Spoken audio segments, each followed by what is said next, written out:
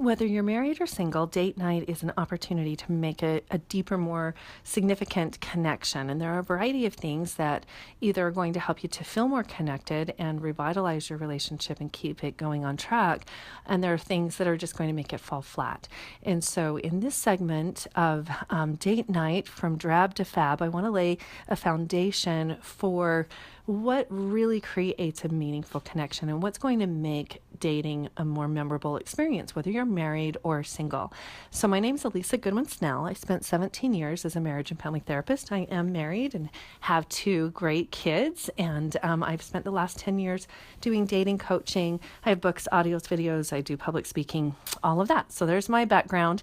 All right, so let's jump into date night and how you can make it more amazing. You need to understand that there are 5 things that make a date more memorable. And so when we're looking at really getting those neurotransmitters going in the brain, getting those chemicals, those endorphins and dopamines going so that you feel this more vibrant connection, there are 5 things that are going to do that for you. One is if something is new or novel. So you need to understand that in dating, we kind of overdo the same thing over and over and over again. We eat dinner, we eat it at the same restaurants. Oftentimes we can even, struggle with communication or conversation. Well, when we're sitting across from a table, we're completely dependent on communication. Now, there are 3 things that will make people feel more of a connection. So the first thing is doing things and activities. You need to know that men primarily bond through doing things and activities.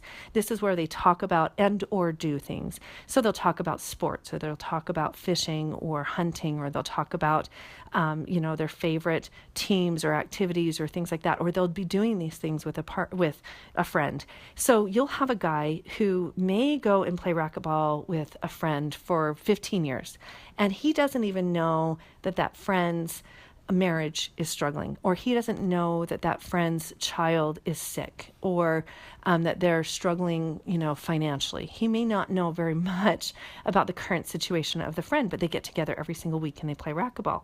Does that mean that because they do things and activities together, that their connection is less meaningful or lacking in some way? From a guy's perspective, no, this is a deep, meaningful connection, even though they're not talking about personal things.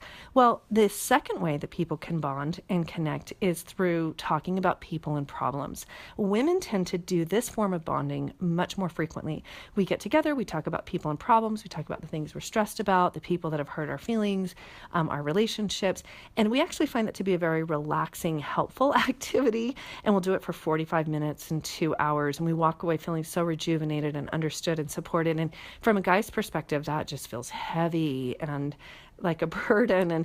And the fear that a guy has is that, maybe she's addicted to problems, or maybe she's gossiping, or maybe we're just going to get stuck talking about problems and not doing anything about it. So where women might feel that doing things and activities seems boring or superficial, men might feel that talking about people and problems feels really meaningless or problematic. Now, that doesn't mean they won't do it for someone that they care about, and it doesn't mean that they don't see the logic of it, but it's not their preferred form of bonding. The highest level of bonding is talking about things and activities. Talking about feelings and ideas. I got that wrong. So the third form of bonding, which we consider to be the highest form of bonding, is talking about feelings and ideas. Now, the good thing about this is that both men and women connect through talking about feelings and ideas.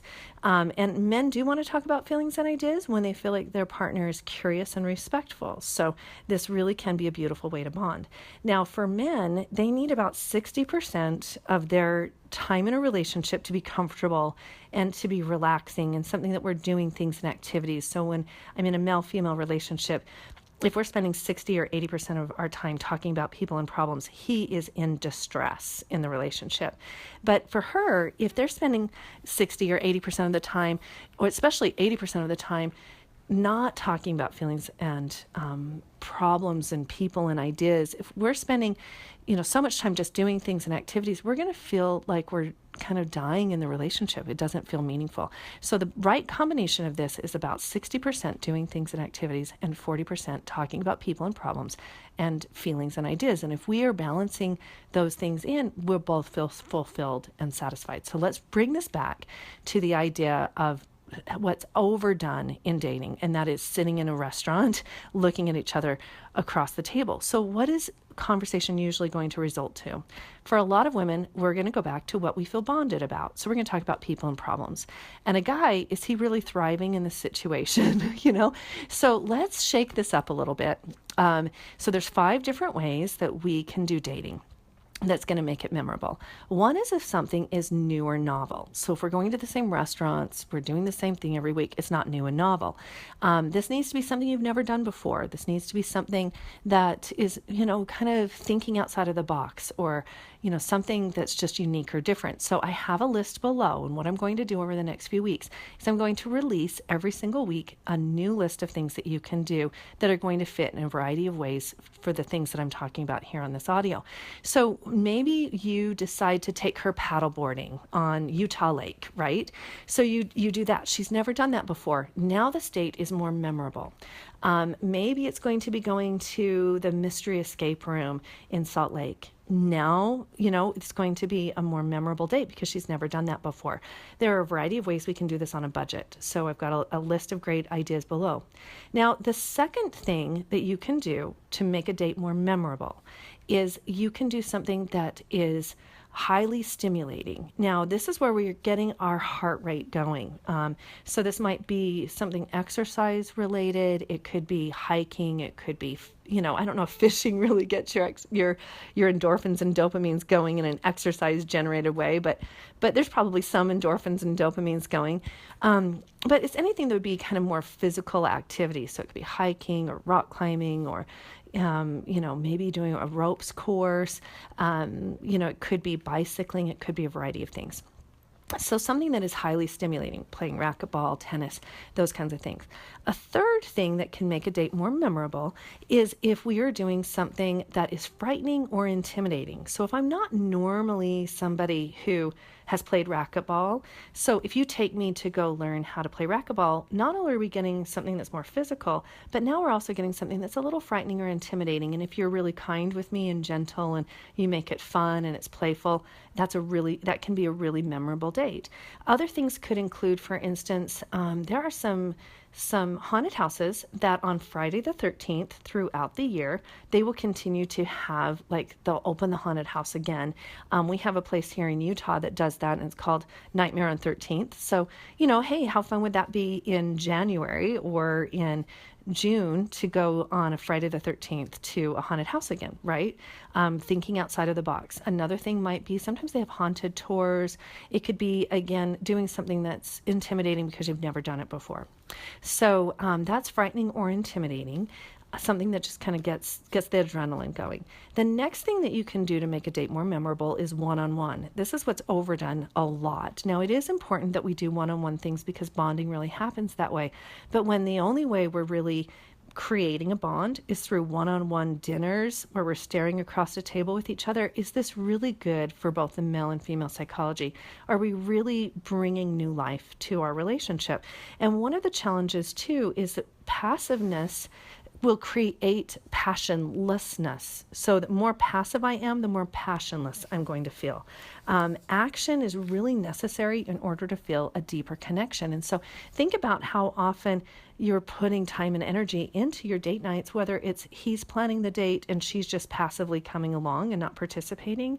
That's a passive activity. Is she going to feel a stronger connection when she's being passive? Or is she going to feel a more strong connection with you when you're showing up for date night and saying, hey, well, what do you want to do? And she's like, I don't know. And you don't have any suggestions. And she's the one who's having to come up with all the suggestions. In this way, the person who's being passive is the one who's going to feel the least strong connection. So we want really both of you to be involved. So a couple of different ways you can become more involved is you actually create a bucket list, either individually or together, of fun things you would like to do that could be in any of these categories. So I'm going to talk about 5 different categories. You can put these 5 ways of making a memorable date into these categories. I'm going to talk about that in a minute. So we want to both be engaged. The more engaged we are, the more meaningful connection we might have. So if we're building on this idea, the fourth way that you can create a memorable experience is one-on-one. Obviously, we want to create one-on-one opportunities, but let's get you active and doing things to do that. And let's have you both try to participate, where one might plan the dinner and the other plans or brings a dessert. Or one might need to come up with a couple of ideas for an activity and the other person is going to choose the restaurant. You may choose to still have the same person pay for the date. Perhaps that's the case, or maybe you decide one person wants to pay for the one and the other person wants to pay for the other. The number one need of a woman is to feel safe and secure. So I do recommend that the guys be very generous in trying to plan and put effort and time into planning the date and trying to pay for a good percentage of the date.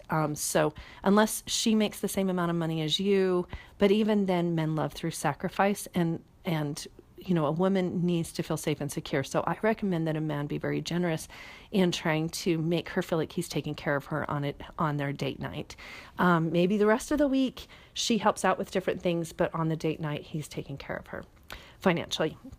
Okay, the fifth thing that creates a memorable date experience is mysterious or surprising. This can be done in some really fun ways, where maybe what you do is you put all of these date ideas into 5 different categories. We're going to talk about those categories in a minute. And you put them in these 5 different categories, and then she has to draw out of a bag or a box and be surprised by what we're going to do on the date. Anything that's more surprising or mysterious is going to make it so much more memorable. So let's say, for instance, I'm planning a date and I'm the guy and I call the girl and I'm like, okay, so there's 2 different ways we can do this date on Friday. We can plan something out, we can agree to it and have it all figured out before Friday.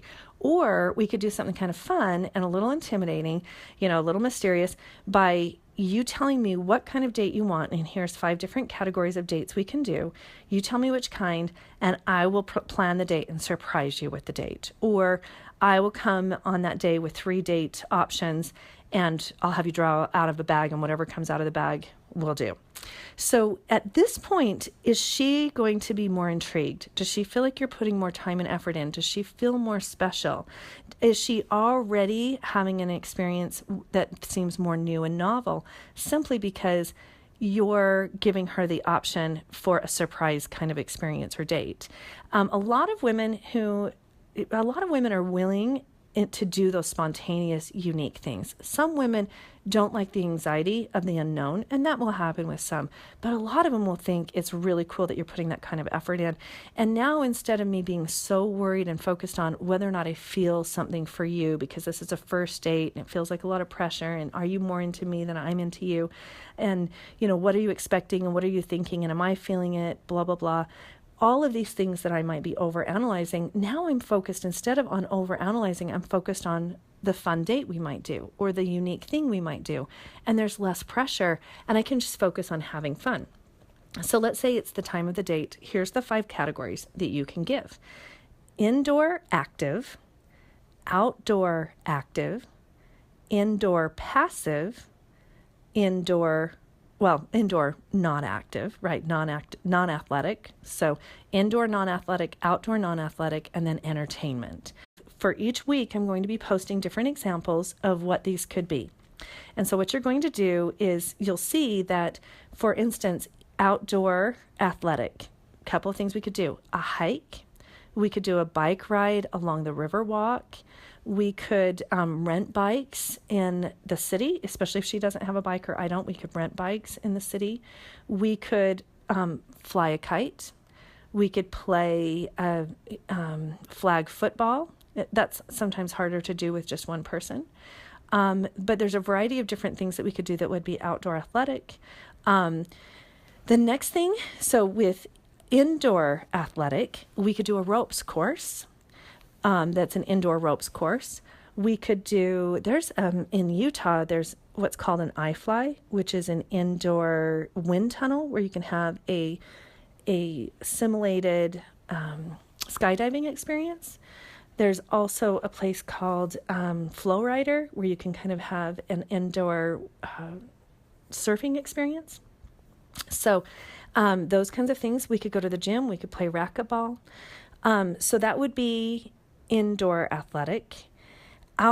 Indoor non-athletic, right? So if we're indoor but we're not doing something athletic, it could be museums. It could be going to museums. It could be going to an art gallery. And actually in Utah, they have what's called the Gallery Stroll, which is every third Friday. If you type in Gallery Stroll Utah, you could do this in other cities as well, but where they will have the galleries open on the third Friday of the month so that people can come in. It's free, and they'll have a little food tasting and things like that. So you could do those kinds of things and kind of experience the different galleries, but that's unique. I haven't done that before.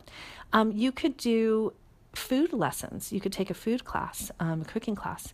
You could do anything, but when we're talking about indoor non-athletic, we're not really talking about passive entertainment. We're talking about being active, but not in an athletic type of way. You could go to a library and have to pick out a variety of different books for the other person to read in between your dates, so you're going to select 3 books from the library and they're going to select 3 books for you at the library, and you're going to prepare to discuss them at the next date, or, and kind of be fun. And that can be kind of a teasing experience as well. So that would be indoor non-athletic. Outdoor non-athletic could be doing things that are maybe just going to the park and, having a leisure event at the park or a picnic. Flying a kite is a little bit less athletic, so you could do that. You could, you can go to a fair, all of those kinds of things. So you're going to see a list below. Please review that again. When we're talking about entertainment, this could be going to a concert series, participating in concerts. This could be a playhouse, going to a playhouse. There's some really neat dinner theaters that you can go to. It could be entertainment, could also include, and could be an outdoor concert. We have a lot of summer concert series in Utah that you could participate in. Other things could also include late night kinds of stuff, like flying a kite at night. How fun would that be? It could be roasting marshmallows by moonlight. It could be going to an astrological society. They have nights where you'll meet at different places up in the mountains or other places, and they'll bring their big telescopes, and you can look at the stars and things like that. So anyway, I hope that these ideas are helpful. You will notice that as you're looking at the different categories, you're going to see that they are outlined by what kind of emotional experience is this person going to have? Meaning, is this new and novel? This activity may be new or novel, or it might be highly stimulating, or it might be a little frightening and intimidating, like a zip line, or, car races or things like that. The more you are tying into those 5 things that make a date memorable, the better the experience is going to be for you and your partner. If you're planning boring dates, if you're planning drab dates, you are not going to stand out. This is not about spending a ton of money, because actually in the first few dates, if you spend a lot of money, you're going to make her probably feel uncomfortable, and it's going to cause her to feel more pressure. It's about being creative about the date options that you're presenting. And speaking to this as well, you can also go and get on Google, not Google, but Groupon. You can go to groupon.com and type in your city and look for entertainment options in your city. If you get a really great deal on a fancy restaurant and you suggest that, and when I normally don't feel like I have the money to do a fancy restaurant or an expensive activity or a skydiving experience or something like that, but you got a great rate on it, it makes it so much easier for me to say, oh yeah, that sounds so fun. And then I can feel guilt-free about what you spent on the activity because I knew that you got it at a discount. So really, this isn't about the expense, it's about the effort, and it's about those 5 memorable things and how many of those you are integrating into your date.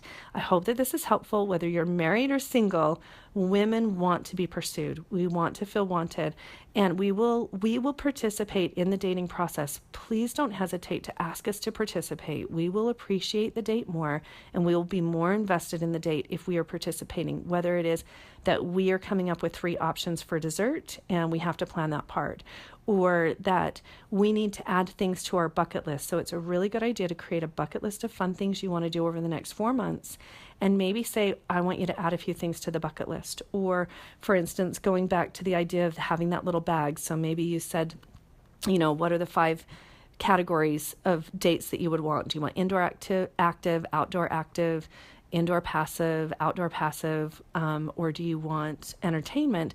And I say, I would like to do something outdoor active. And you come to the door and you're like, okay, here's a bag. There's several ideas in here. One is something as simple as playing Frisbee, and the other is something as aggressive as, hiking up Timpanogos Cave and things like that. Good luck. Hope you choose something you really enjoy, and I reach in. I don't know what else I missed out on. I have no idea what other exciting, fun things were in there. And I could even say, for the next day, and I'm like, I want to put 3 things in the bag and surprise you with those too. And the more involved I am in adding to the bucket list and adding to our activities, the more bought in I am, and the more I'm focused on having fun with you instead of just disconnecting and judging and being critical. So as a final thought, let me kind of pass this, help you to understand this idea. Research has been done on speed dating. So when someone is sitting in a speed dating event, the other person is rotating around the table and meeting more people. So I'm sitting next to someone else who's sitting, and maybe it's all the women on the table that are sitting and the men are rotating around the table. When the men are asked how they rated the women, if the man was moving around the table, he will say that he was more attracted to the women than if he was the one who was passively sitting and the women were rotating around the table. This is typically true. It's the person who's rotating around the table that says they were more attracted to the other person. The one who is passive is always the one who's less attracted. So in both cases, I hope anyone who's listening to this, whether you're a man or a woman, you realize that if you want to have a memorable date experience, if you want your dating experiences to go from DRAB to FAB, be involved. Be planning, be invested, be involved. Here's a list of fun things you can do. Keep adding to it and start checking off on your list the fun things you're doing. I hope this helps. You can learn more dating ideas and tips like this to help you through every stage of the dating process, from laying a solid foundation all the way up to engagement and marriage. I can help you to know how to date better, get more dates, and bypass these common dating traps and create secure attachments. Don't hesitate to let me know if I can help you. My number is 801-447-6000. That's 801-447-6000. And my website is It's Not You, It's Your Technique.com. So it's not you, it's your technique.com. And then I also have a membership site at lastingloveacademy.com. So lastingloveacademy.com. Let me know if there's anything I can do to help.